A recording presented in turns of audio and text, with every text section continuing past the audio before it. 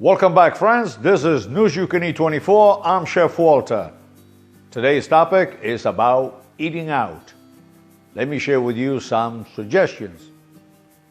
As restaurants and bars reopen to the public, it's important to realize that eating out will increase your risk of exposure to the new coronavirus.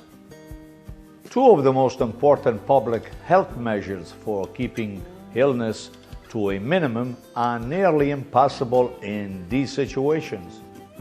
First, it's hard to eat or drink while wearing a face mask. Second, social distancing is difficult in tight spaces, normally filled with back-to-back seating and servers who weave among the busy tables all evening long. Even if restaurant tables are 6 feet apart, we need to consider other elements, such as cross-ventilation, which can move droplets. So the 6 feet number is really not magical. It's not a certain thing. Aerosol can spread the virus over large distances, and particles generated by sneezes or someone running can travel up to 30 feet. If servers wear masks, that will afford a layer of protection, but customers eating and talking could still spread the virus. Some restaurants, especially in Europe and in the Orient, have tables surrounded by protective barriers such as plexiglass or screen, or put tables in separate rooms with doors that can be closed. Some states are encouraging restaurants to limit each table to only one server who delivers the whole meal. Restaurants could also screen guests before they enter, either with a temperature check or question about symptoms. But this practice may be a little controversial in a land where we seem to value privacy rights much more than coordinated safety. That is why we are pushing for a quick reopening, right? Well, many restaurants are screening employees, but we also know that staff can be infectious 6 days before they develop symptoms. That is why it's important to follow the guidelines of masks, hand washing, and good hygiene practices. Regular dishwashing of plates, glasses, and utensils, and the laundering of napkins and tablecloths will inactivate the virus. No need for disposable wares then. Water temperatures in commercial dishwashers is between 150 to 160 Fahrenheit, and the rinse cycle is usually set at 180, and that should make everything safe. The table should also be cleaned and disinfected between uses and marked as sanitized. Menus, however, are a problem.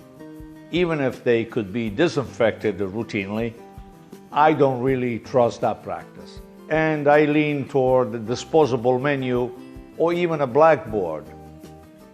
It's unlikely you get the virus from food from the kitchen. This is a respiratory virus and cannot enter through stomach or intestinal tracts. The virus is also not very stable in the environment and loses its strength with the passing of time. If food were to be contaminated during preparation, the cooking temperature will likely inactivate much, if not all, of the virus. Lastly, is outdoor seating or a drive-through any safer? Well, vulnerable people may want to pass on dine-in options and focus on pickup or perhaps outside dining if the conditions are appropriate. Drive-up windows or carry-out are probably the safest. Transient interaction with one individual when everyone is wearing masks is, of course, a low-risk situation. Overall, outside dining is safer than indoor dining, with everything else being equal on a non-windy day due to the largest air volume that is generated.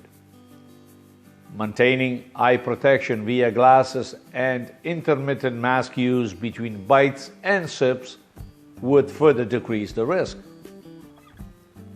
I'm certain all of us would like to help and support our favorite restaurants, which this virus has virtually crippled.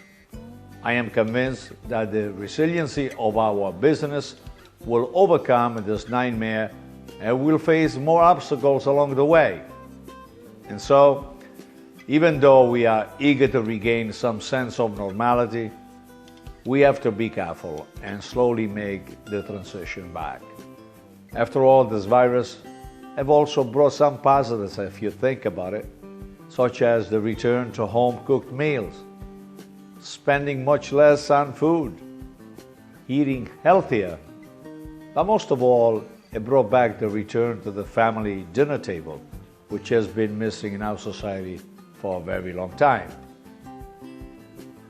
One more thing. If you're out, be courteous to your staff at the restaurant. They are really frontline workers who put their life at risk so that you can have a safe social life. This is probably the time to reach into your pocket deeper and tip better. And that is all for this episode. Follow us on this YouTube channel under the Chef Walter Cooking School search and keep your eyes on the fire. We'll chat next time. Ciao.